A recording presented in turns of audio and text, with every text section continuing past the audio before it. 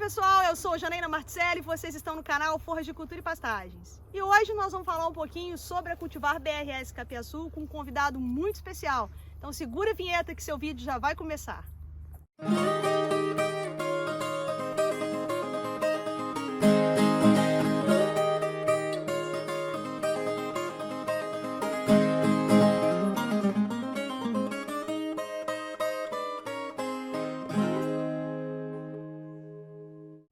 Olá pessoal, então eu vim hoje aqui na Embrapa Gado de Leite, em Coronel Pacheco, aqui em Minas Gerais, para um dia de campo em que a gente falou um pouquinho sobre a Cultivar BRS Integra. Então aproveitei e peguei o Paulino aqui no laço, né Paulino, para a gente conversar um pouquinho sobre a Cultivar BRS Capiaçu.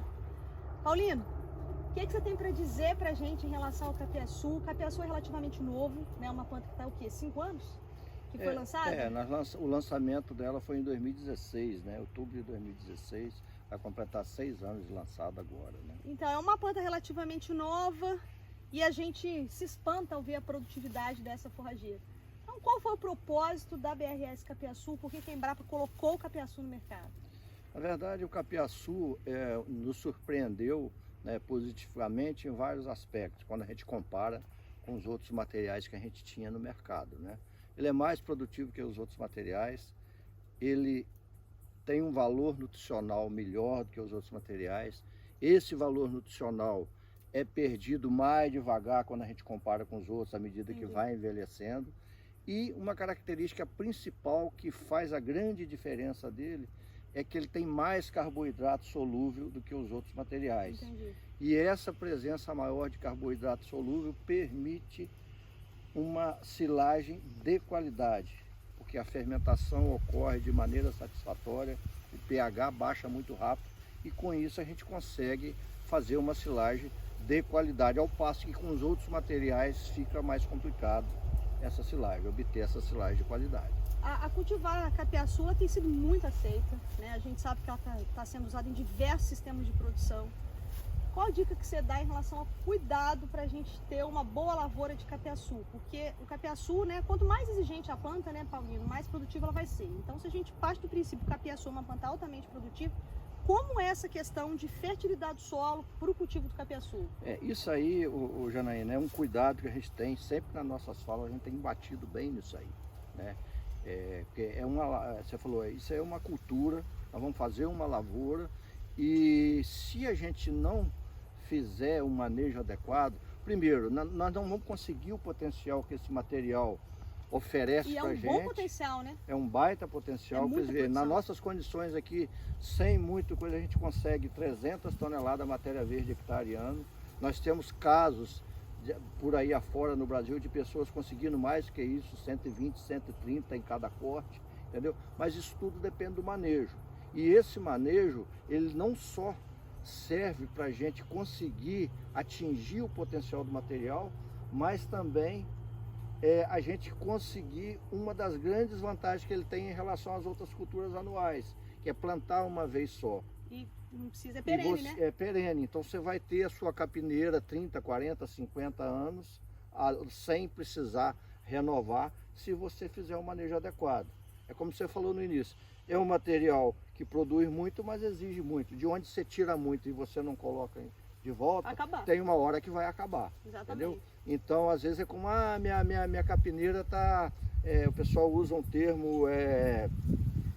falhou agora o termo. De qualquer maneira, a minha capineira está piorando. Mas exatamente, ele não está colocando, não está repondo o que precisa. Então, das recomendações básicas que a gente tem é na implantação, análise de solo, fósforo na base, né?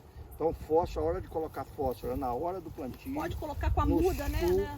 A muda pode encostar ali. Não tem problema, não vai queimar, né? Não vai queimar. Então é essa hora de colocar nitrogênio e potássio, a gente coloca depois em cobertura. Sim. Agora, uma coisa que a gente tem chamado a atenção é o seguinte, aquela recomendação básica que a gente tem de cobertura da famosa fórmula 20-05-20 ou 20-00-20, às vezes não tem sido suficiente. Essa paridade aí, nitrogênio, essa relação 1 para 1 não tem sido suficiente. Às vezes a gente vai ter que entrar um pouco mais de cloreto de potássio, porque a gente tem visto que ele está extraindo muito potássio. Isso é uma coisa que eu queria te perguntar, Paulino. exatamente sobre o potássio. Eu acompanhei um produtor por 3 anos e a gente percebeu, anualmente a gente estava fazendo análise de solo da área dele de capiaçu e a gente percebia que realmente a demanda de potássio do capiaçu é muito grande. E é lenda ou é verdade essa história de que quando o capiaçu tomba, é a falta do potássio? Você acha que o potássio ajuda também a segurar esse negócio do não tombamento? Na verdade, esse equilíbrio do potássio com o nitrogênio é importante para essa questão do tombamento, sim, não tem dúvida. E você chamou atenção para a questão da análise de solo, né?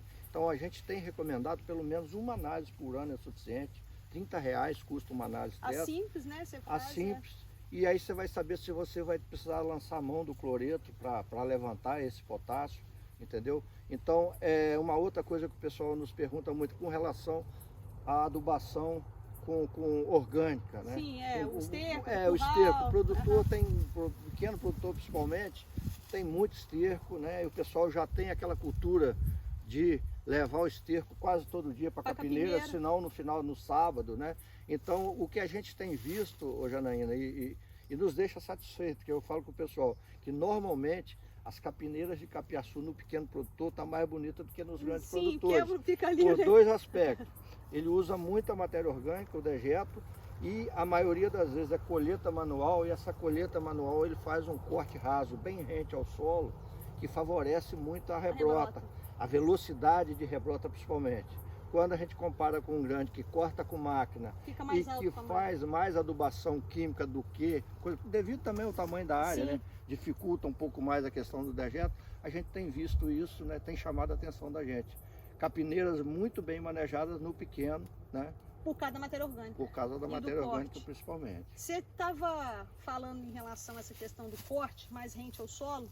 Uma outra pergunta que o pessoal sempre me faz, e eu sempre me remeto à live que a gente fez. Pessoal, quem não assistiu, nós fizemos uma live com o Paulinho, ela tá por aqui, vou deixar o link aqui para vocês na descrição, para vocês assistirem a live completa, um papo muito bacana, né? E aí é o seguinte, a gente sabe que o capiaçu, ele é um pouco sensível à presença da braquiária. E aí o pessoal sempre me pergunta, posso jogar herbicida após o corte para poder tentar controlar essa braquiária? Pode, e isso é uma estratégia que a gente usa. Falando de controle de planta daninha em capiaçu, nós temos o momento principal na hora da implantação, com se for uma área grande, com herbicida pré-emergente. Nós não temos no mercado registrado ainda no mapa, mas os trabalhos estão em andamento.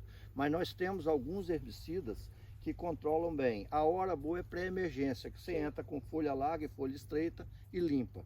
Se você não fizer isso na hora do plantio, terminou de plantar, aplicou, logicamente que você tem que levar em consideração condição de ambiente, tem que ter umidade no solo, para o herbicida funcionar, mas isso aí vai ter um técnico assistindo, vai ter um técnico fazendo essa recomendação. Você, na pós-emergência, você tem produtos seletivos só para controlar a folha larga. Sim. Folha estreita não, só se for jato dirigido, com glifosato, basicamente, e se bater na planta vai matar. Vai dar fito. Vai dar fito. Mas no caso de uma lavoura que você colheu aí, está com 100 dias, 110 dias, você pode entrar aí nos 3 dias depois da colheita, até o 3º dia da colheita, com glifosato em área total, que não vai ter problema. E o que acontece no capiaçu? Por ser um fato de um capim que cresce muito, desenvolve muito, fecha muito rápido a área, com o tempo esse banco de semente é esgotado e a sua capineira vai estar limpa. Abafa, sim. Então talvez você vai precisar fazer 1, 2, às vezes 3 interferências com glifosato. Depois acabou o banco de semente, ele cresceu rapidamente e aí o problema de planta daninha fica resolvido. O assunto aqui está rendendo, porque ele vai falando uma coisa, vou lembrando de outras perguntas que o pessoal me faz e aí nós vamos embora, vamos tocando. Em relação ao espaçamento, o pessoal reclama, e eu tô te falando tudo que o pessoal aqui do YouTube fala, viu, gente? Se quiser mais pergunta, deixa aí que depois qualquer coisa eu encho o saco do Paulinho para ele me ajudar a responder vocês. O pessoal sempre fala comigo em relação ao espaçamento, Paulinho. Né? O espaçamento menor quando for colheita manual, o espaçamento maior quando ela for com máquina. E o pessoal está dizendo que o capiaçu fecha tanto que não estão conseguindo passar com a máquina. Como é que é isso? Isso aí, você já ouviu isso também? Não, já falaram olha isso pra bem. você ou é algum problema operacional mesmo? Não, olha bem, uma coisa que a gente deve ter cuidado no plantio bem feito é exatamente para o capim ficar, vamos dizer assim, ficar na linha por mais tempo. O que é fundamental para isso? é que você faça um bom plantio e que garanta pelo menos uma planta, uma gema germinando a cada 20, 30 centímetros linear. Porque se a gente ficar com um buraco na linha, esse buraco dá entrada de luz e permite a formação de toceira. Né?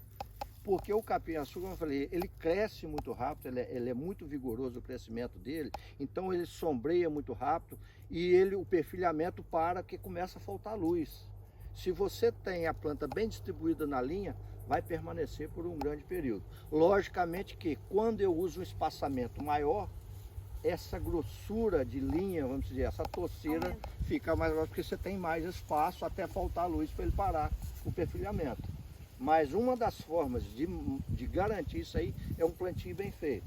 Aí, já aproveitando a sua pergunta, como é que é esse plantio bem feito, pessoal? É cortar o colmo, seccionar o colmo, passa com facão depois. Com facão 2, 3, 4 nós, para a gente garantir assim que todas as gemas vão perfilhar ali, vão brotar, né? E depois vão perfilhar e você vai encher a linha de fora a fora. Então é fundamental, porque as pessoas têm o costume de cruzar pé com ponta e deixar o colmo inteiro, um colmo de 4, 5, 6 metros, aquela gema do meio nós perdemos todas. E essa gema pode fazer esse buraco, permite a entrada de luz. E aí vai esparramando depois. E vai dificultando mais a colheita, principalmente quando você faz a colheita com a colhedeira tipo tesourinha. Né? Quando você vai com a área total não tem problema, do jeito que ela bater ela leva. Né? Mas para tesourinha, se o capim estiver na linha é muito melhor para fazer essa colheita. Beleza. Pessoal, foi um bate-papo que se deixar a gente fica aqui até amanhã falando de capiaçu. Até chover. Até chover. Zaió que vai demorar a chuva aqui. E vocês estão vendo aqui o capim, uma coisa que eu gosto muito no capiaçu, qualquer lugar que eu vá, é uma planta que quase não tem folha morta, né? Fica verde grande parte do tempo, então esse potencial todo de produção. E uma última pergunta. Silagem de capiaçu, né? O pessoal fala muito da silagem, ele foi lançado só para corte e para silagem, né? Ou verde não dá para pastejo, né? Não é recomendado para pastejo. E não quer dizer, aproveitando de novo, aí, ó. Não quer dizer que você não possa botar a sua vacada para pastejar o capiaçu. Por exemplo, você fez o corte no final das chuvas, o capiaçu desenvolveu no período seco do ano, veio aquela cultura minguada, um capim muito baixinho, chega setembro, não vale a pena você colocar a máquina, que tem pouco material, bota a vacada para pastar, depois você roça, começa a chover, a brotação vem muito mais vigorosa do que se você deixasse ele em pé lá, esperando a chuva, tá? Então, numa situação dessa, você pode colocar. É estratégico, né? Estrategicamente, né? Você não pode fazer aquele rotacionado a cada 30 dias, que aí ele não aguenta. Tá, né? Perfeito. E aí, vaca de alta produção, posso usar silagem de capiaçu? Pode. Pode? Pode, logicamente que você tem que ter o cuidado de fechar essa dieta. Eu vou cair, meu povo. Você vai ter o cuidado de fechar essa dieta com os fazer o balanceamento com outros ingredientes, né? E fechar. Nós temos exemplo de compostos que estão trabalhando com a base só do volumoso só o capiaçu. A gente já tinha conversado sobre isso. Então, eu acho que tem umas 2 semanas que eu consegui a informação dessa fazenda, eles estavam com 28 de média, primeiro lote com 44 de média, a base capiaçu. Perfeito. Né? O volumoso capiaçu. O volumoso capiaçu. Tá? Que é uma cultura muito mais barata do que aquela que todo ano a gente tem que ficar ali na peleja. Isso, muito mais barata, muito mais segura, né? Você imagina 20 dias de veranico numa cultura dessa, com um sistema radicular mais do que estabelecido, comparado com 20 dias de coisa numa cultura de milho em pleno florescimento. Ou ali com 5 folhas ali, a hora que vai diferenciar quantidade de carreira de grão. Eu sempre falo, Paulino, que o capiaçu ele é sim uma segurança alimentar para a fazenda, né? Sem dúvida. Acho que é uma forrageira que ela tá ali e ela vai ajudar, e é verde picado e faz a silagem e você tem volume para que você... Não, eu acho que agora a gente não tem justificativa mais para passar perto na seca.